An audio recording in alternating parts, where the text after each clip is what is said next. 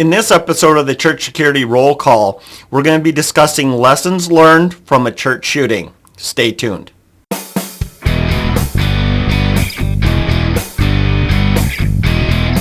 Hi, this is Chris with the Sheepdog Church Security Academy, and this is your Church Security Roll Call.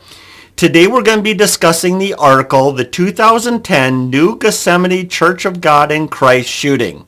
If you'd like to read that article, go to our website, sheepdogchurchsecurity.net, and look under the News tab. So let's begin in the Bible. This verse is Psalm 140, verse 1, and it reads like this. Deliver me, O Lord, from the evil man. Preserve me from the violent man. Good verse for us today because in this case, it was some violent men that actually went in the church to find somebody and kill them. That's what it was all about. So before we continue, I do want to remind you that we're doing our free downloads again. So by all means, share this program with your team and anyone else at your church or even outside your church. Share it with anyone who you think should watch it. Get the download, and then that'll enable you to have further discussions with them. It's kind of just a cheat sheet, a real summary of this program. All right, so let's get into this church shooting. It was a Sunday morning, February 14th, 2010. The service at the New Gethsemane Church of God in Christ in Richmond, California. While people were praying and gospel music was being played, three young men in black hoodies walked in and strode down the aisle and back up. They looked at the faces while walking back and then went out the front door. A minute later, the middle man came in a side door holding a handgun. He fired at the people in a pew, hitting two teens, aged 14 and 19. Then went back out the door. The three drove off. Police came and a search for the three hooded teens was initiated. After initial hesitation, the two injured teens cooperated with police who began looking for the three suspects, especially the 19-year-old shooter. Within a week and a day, two teens were arrested. Police were still looking for the gunmen, whom they eventually found. The three intruders were members of a street gang on the south side of Richmond. The victims were members of a gang on the north side. The intended victim was the brother of the two who were shot. So the aftermath. Members of the congregation came to the church on Monday, determined that it would still minister to the community. After police had finished collecting evidence in the church and interviewing witnesses, members repaired damage and cleaned the sanctuary. The next Sunday, it was services as usual, but with a watchful eye. A year and a half later, the shooter was convicted and sentenced to 40 years to life. Charges included felony assault with a deadly weapon, attempted murder, first-degree burglary, which is unlawful entry with the intent to commit a crime, and willful disruption of a religious service. The judge said the wanton disregard for a human life is what justified the long sentence. A year after the shooting, faith communities and the Richmond police were working together to address gang violence in the city. They also included police helping churches and planning for safety. In 2010, shooting at the Gethsemane Church was credited with bringing the community together for this.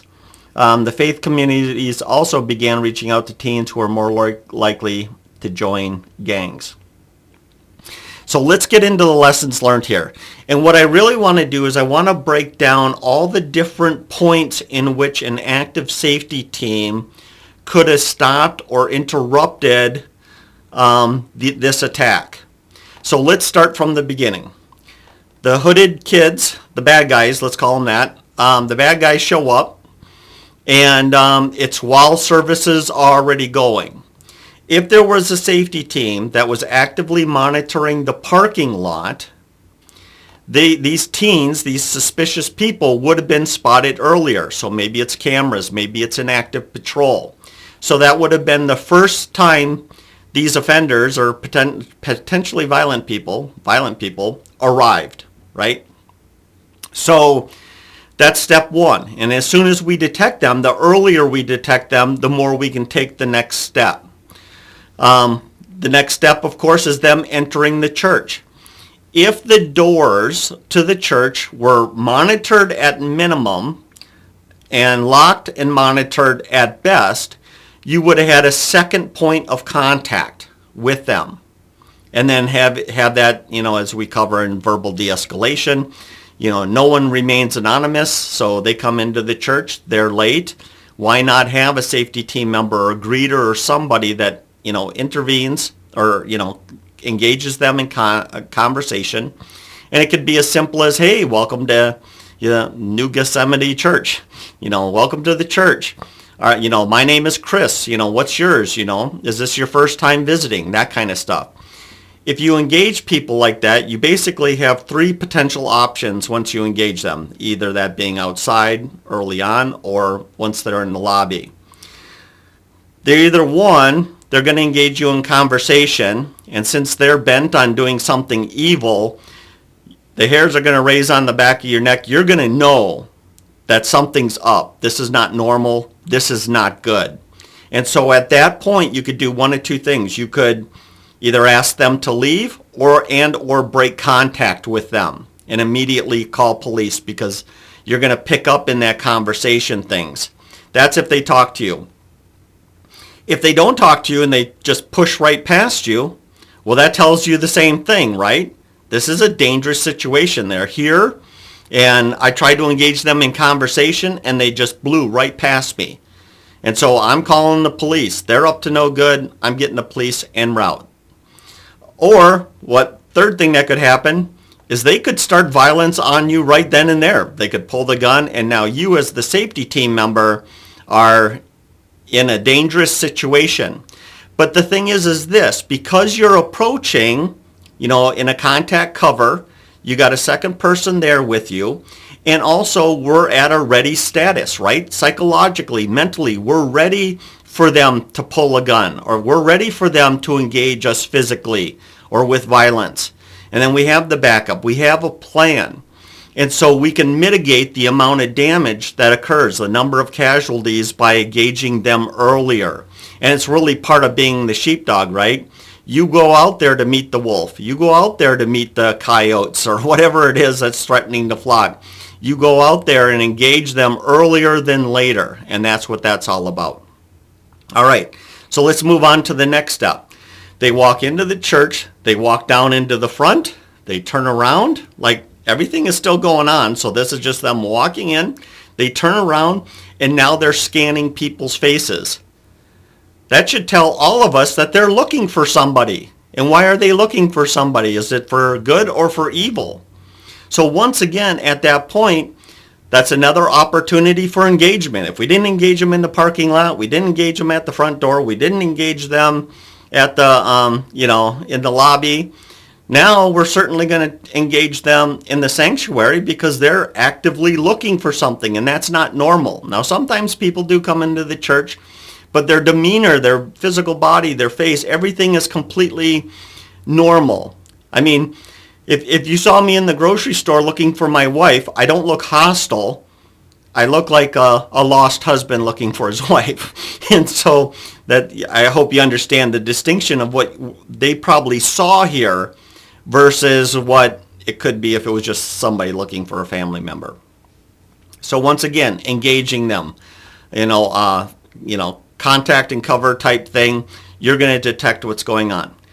They then, so if we don't intervene there, they then leave the church. They leave the church. Now here's another opportunity for securing doors, right? Especially if they go out the door they didn't come in, the doors that everyone else uses. They're going out the side door here. What's up with that? And in this case, that was also where they came back in through. The shooter came back in through.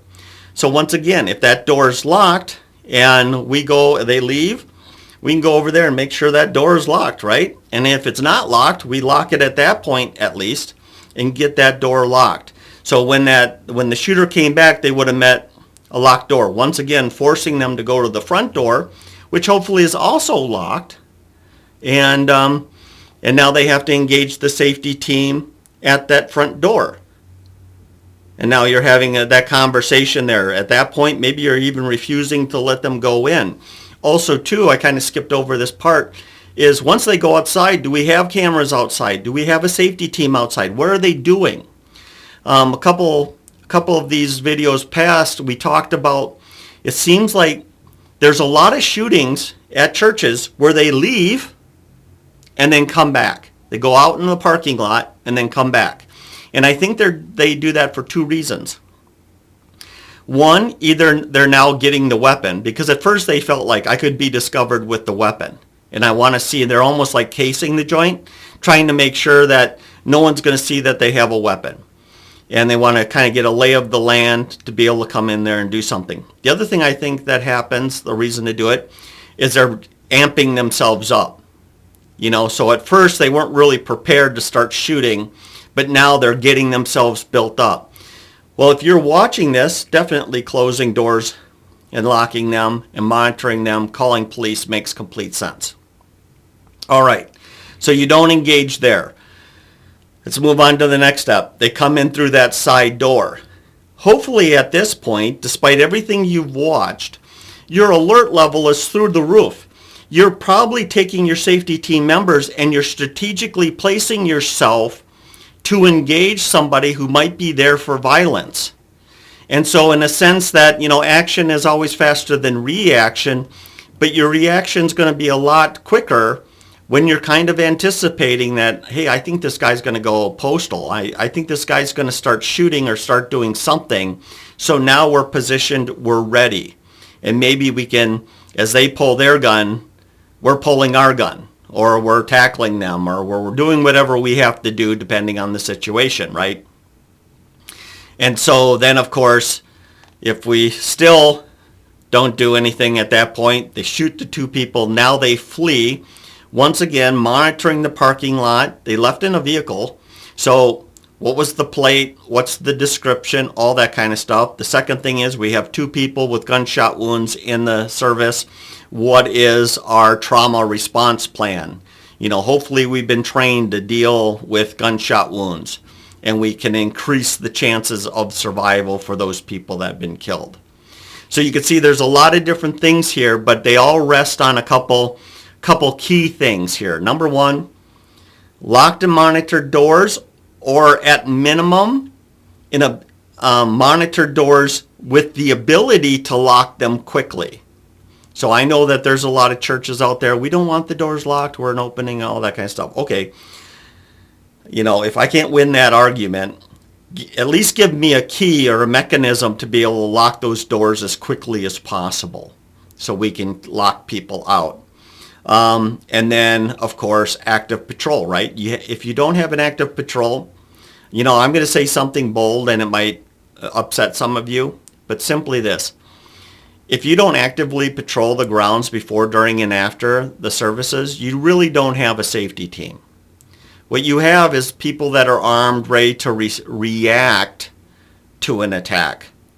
You're not really doing anything to mitigate the risk, to head off these problems before they occur, and all that kind of stuff. It's really I think it's a very dangerous situation to be in. You're basically waiting for the crisis and then you're going to react to the crisis. It's almost like, okay, the kids are playing with matches in the back room, but I'm not going to worry about it until they start the room on fire. That's really not a good policy to have. It's better to go into your kid's bedroom with their friends and say, hey, give me those matches, snatch them out of their hands and take away that kind of stuff. And that's really what this is about. There's a lot of kids out there playing with matches. Are we going to wait until they start the fire, or are we going to be proactive and deal with them sooner than later, I guess? All right.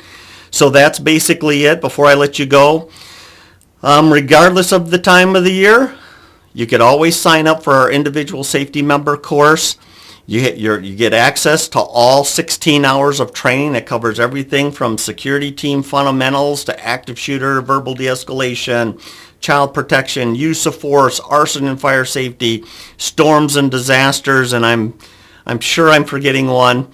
There's 8 courses, 16 hours of training. You can sign up, go through this training, and get certified with us. What it's going to do, and I've had many law enforcement officers, security professionals, Homeland Security people, federal government people, and many, many other people that have gone through this training, and it gives you a comprehensive view. Even if you have a lot of background, you're going to know more, or you're going to be reminded of things you haven't thought about in a long time.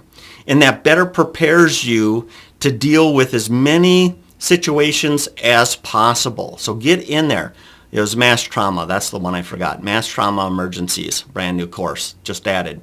So get in there. Take this training. It's going to change the way you safeguard the congregation. As simple as that. It will change. I've trained, at this point, we've trained 4,700 students representing churches in every single state. And so in that amount of time, very, very few complaints.